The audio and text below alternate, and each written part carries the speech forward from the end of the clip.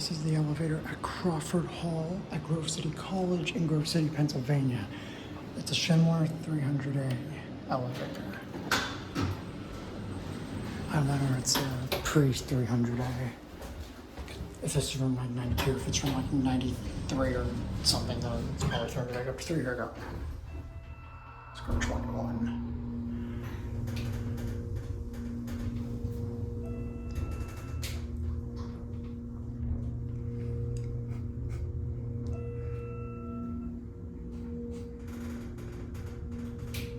Here 3.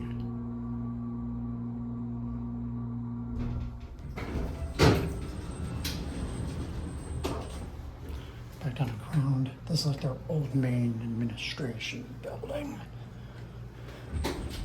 88 phone has an Atom Survivor classic phone button.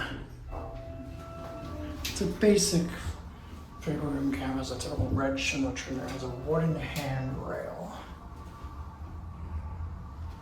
A spotlighting with a red ceiling.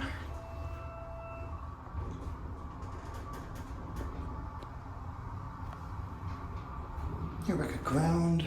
Every single floor at the ground has a lockout, but I don't think any of it's in use. There's 1 and 3 open.